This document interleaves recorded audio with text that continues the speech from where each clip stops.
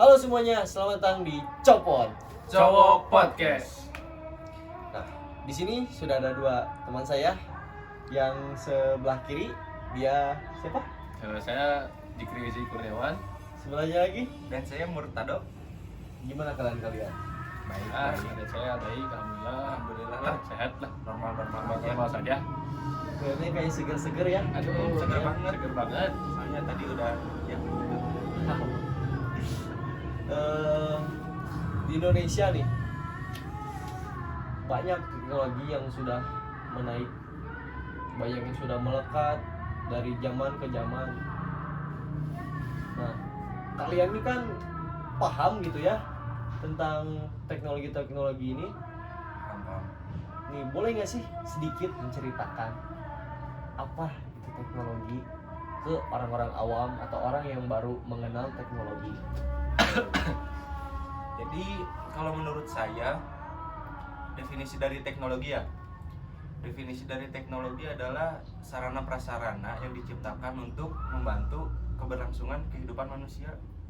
Ya, contoh nyatanya adalah laptop, handphone, komputer, dan banyak lah Banyak berarti ya. banget. Nih kan teknologi di Indonesia itu seperti robot-robot yang membantu membuat alat-alat yang berguna di Indonesia. Betul. Bisa. Apakah itu bisa membahayakan bagi manusia atau enggak gitu? Dalam hal apa itu membahayakannya? Seperti ya misalnya nih, robot ini tuh lagi memproduksi dan belah pinggir itu ada manusia. Apakah bisa jadi nanti si robotnya itu kayak nyerang lah, bukan nyerang, apa ya, kayak bisa bikin sakit gitu, Oh, bikin sakit bikin terluka. contohnya melukai manusia lah gitu ya. Hmm. Contoh kecilnya. Ya menurut saya kan kalau robot itu kan pasti dari sumber suaranya itu kan dari manusia. Jadi istilahnya diperintah lah gitu. Jadi robot itu ada perintahnya. Maksudnya gitu. Jadi kalau misalnya semisalnya di robotnya tuh ada yang rusak apa gimana, mungkin saja itu bisa membalikan keadaan perintahnya jadi error apa gimana gitu. Itu bisa saja melukai gitu. Melukai kalau dibilang majikannya lah gitu. Iya sih bener. Nah, Buat anak-anak muda nih, ada satu pertanyaan dari teman saya, anak-anak muda yang sering mengerjakan tugas pakai ChatGPT atau sumber-sumber dari lain gitu, kan itu termasuk teknologi. Betul. Nah, gimana sih si ChatGPT ini bisa mendapat jawaban yang ada gitu, yang bagus, yang benar gitu? Si ChatGPT ini tuh dapat dari mana, atau yang membuat ini tuh gimana sih? Bingung saya mah. yang buat orang-orang teh percaya ke ChatGPT gitu. Oh,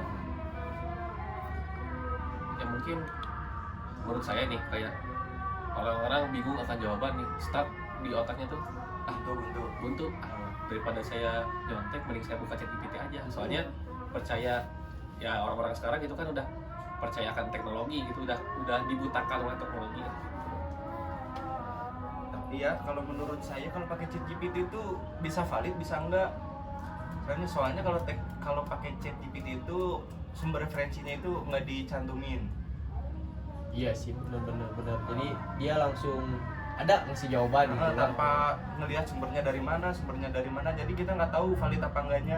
Oh, jadi kalau misalnya masukin soal langsung muncul jawabannya gitu. Nggak tahu Jadi sumber dari mana. nggak tahu sumbernya Nah. dari mana, Ji, belum Itu tentu ya. benar apa enggaknya. Tuh, buat temen saya Padli ya, itu sudah ada jawaban. Jadi alangkah baiknya pergunakanlah ChatGPT dengan baik lah, jangan dipakai buat nugas buat ujian atau apa itu ya. Nugas boleh lah, bener kan? Ya bisa. Negatif. Bisa. Nah, Untuk GPT. negatif ChatGPT tuh gimana sih? Apa sih? Kalau menurut saya dari dampak negatif ChatGPT itu gimana ya? Jadi ngebuat kita tuh berpikirnya tuh jadi kurang kritis gitu. Kan biasanya kalau belum ada ChatGPT kan kita kalau ada permasalahan apa tuh kan dipecah jadi kita memiliki pemikiran kritis kan. Nah kalau lewat chat GPT mah kan tinggal nanya langsung Tinggal nanya, jawab, langsung ada jawaban, Nanya langsung jawab. tinggal Nah, mereka tuh tinggal copy aja langsung. Oh, jadi Nggak usah nggak di pusing, nggak dibikin nggak pusing. gitu. Jadi Oh, kita oke. tuh kurang lah berpikirannya, jadi kurang kritis lagi. jadi terlalu mengandalkan Nah, ya. terlalu mengandalkan teknologi itu dampak negatif kalau menurut saya. Ada nih orang yang masih takut dengan adanya teknologi di Indonesia karena takut tergantikan pekerjaannya Nah, itu bisa. atau yang lain-lainnya. Gimana sih solusinya gitu agar kita nggak takut gitu kehilangan pekerjaan atau tergantikan Jadi- oleh teknologi? Jadi biasanya kan banyak teknologi yang itu yang apa yang manusia itu takut tergantikan oleh teknologi pekerjaannya ya. Gimana ya?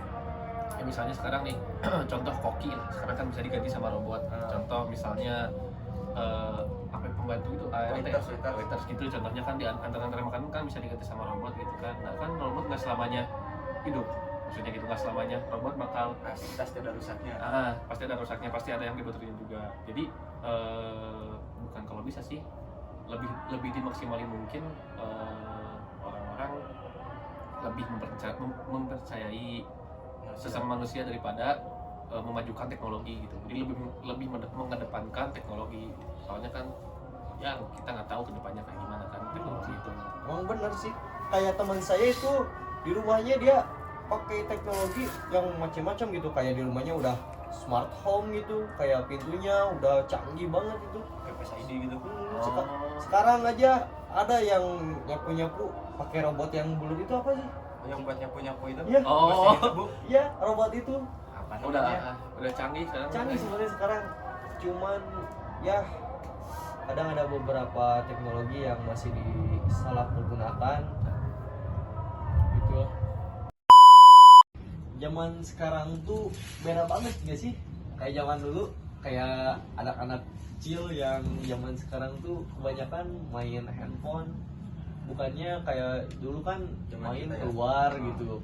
Main apa? Main Kelereng, main layangan, layangan, lari. layangan. Sekarang tuh kebanyakan orang tua lebih nyenengin anak-anaknya pakai Gadget. handphone gitu. Kayak gadget ngebebasin gitu. PFF. Apa sih dampak negatifnya?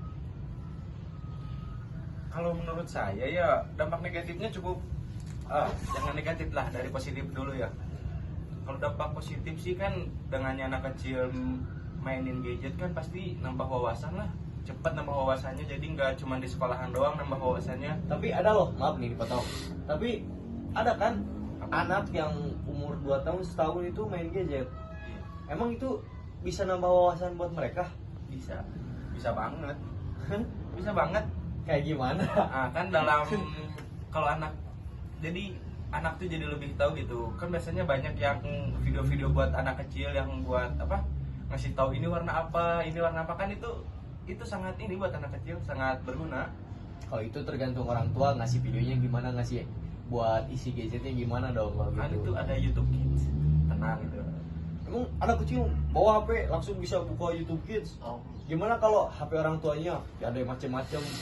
Itu gimana parenting juga sih, pada akhirnya ya gimana orang tua juga. Kalau orang tuanya ya pinter ngejaga anak lah, jadi enak gitu. Kalau orang tuanya anaknya dibebasin banget gitu, nggak diapa-apain ya, itu mah itulah nanti jadinya. Dampak negatifnya apa? Kan tadi belum. Kalau dampak negatif handphone ya buat anak-anak remaja aja ya. Remaja. Kalau buat anak-anak remaja tuh ya mereka jadi kurang aktif bersosial lah dalam kehidupan nyata. Tapi jadi ya ibaratnya sama teman-temannya, sama tetangga-tetangganya tuh jadi kurang berinteraksi gitu. Jadi dia main handphone aja terus. Jadi kalau bahasa sekarangnya mah jadi anak nolep, entar introvert gitu. Introvert. Jadi anak introvert sih anaknya. Padahal bisa bersosialisasi di luar itu seru ya. Seru banget kayak zaman dulu. Nih sekarang tuh masuk ke AI ya. Betul. AI itu sekarang makin canggih. Nih, AI di zaman sekarang tuh mengerikan gak sih? Mengerikan banget. Kayak ada yang lagi viral di TikTok, sebuah video lah, cuman muka mereka tapi badan orang lain. Nah, gimana sih biar kita terhindar dari orang yang tidak bertanggung jawab seperti itu? Kan misal mereka itu udah tahu nih gimana panik lah kalau misalkan cewek panik gimana ini videonya dipakai orang lain, mukanya diedit gitu, badannya gimana sih solusinya gitu?